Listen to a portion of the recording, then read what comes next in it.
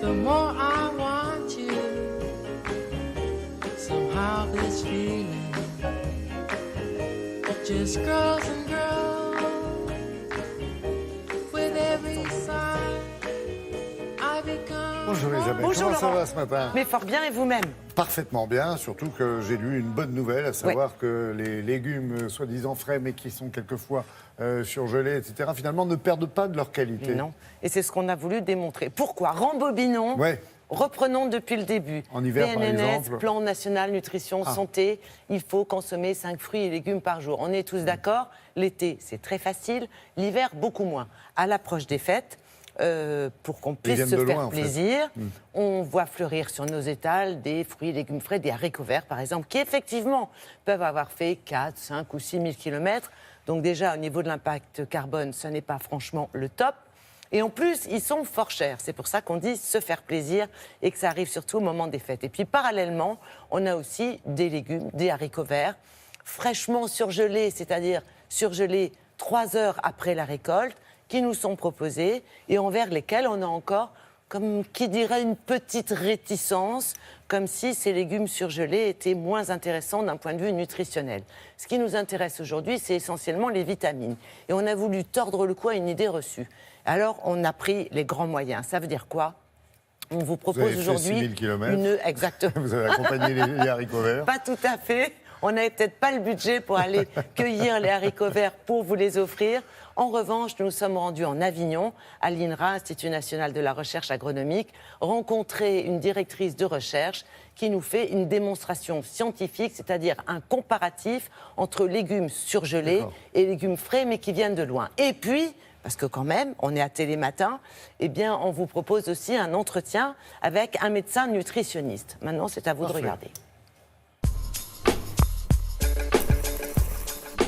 On a travaillé sur des haricots verts, donc des haricots verts frais provenance Maroc, parce que là on est en novembre, il n'y a plus de haricots verts frais français, et puis des haricots verts surgelés, nature, normaux.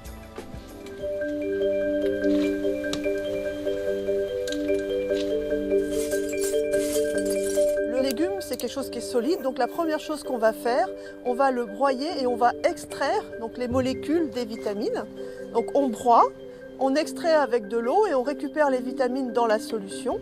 Et après, on va leur faire subir un certain nombre d'étapes chimiques de façon à les rendre colorés et à les rendre visibles pour qu'on puisse les doser.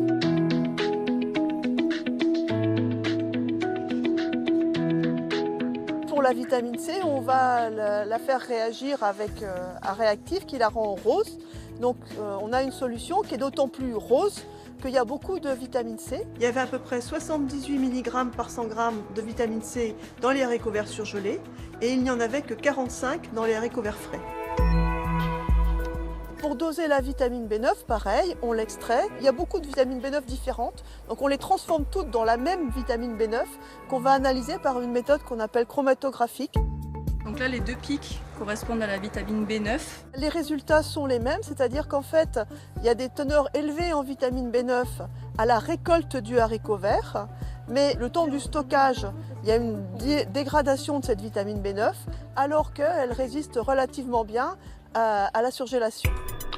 Un produit qui est frais et qui vient d'Afrique ou encore de plus loin n'est plus un produit frais. Un produit surgelé, lui, reste frais, puisqu'on va juste le blanchir, puis on va le surgeler tout de suite.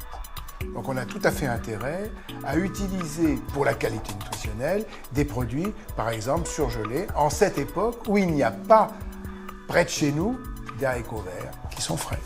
Le mode de cuisson joue beaucoup pour l'intérêt nutritionnel du produit, tout simplement parce que si vous plongez le haricot vert dans de l'eau bouillante, eh bien, vous allez perdre une grande partie des vitamines et aussi des minéraux. Par contre, à la vapeur, on aura l'intégralité des vitamines et des minéraux restants et en plus, on aura un contact moins violent entre la chaleur et le haricot vert et on préservera ainsi son côté vitaminique. Bien, on est rassuré. Eh bien, bilan 1 surgelé, pour des légumes que nous n'avons pas en saison, évidemment, et plutôt cuit vapeur. C'est simple. Et les conserves? Alors, la conserve, c'est aussi un bon aliment à ne pas négliger. Bah oui. Il y a un peu de perte au niveau des vitamines C. Au niveau de la vitamine B, il faut savoir qu'elles se répartissent entre le légume et l'eau de cuisson. Moralité, il faut consommer l'eau de cuisson des légumes en conserve. Après, D'accord. vous faites ce que vous voulez. Merci pour ces bons conseils et pour nous avoir rassurés.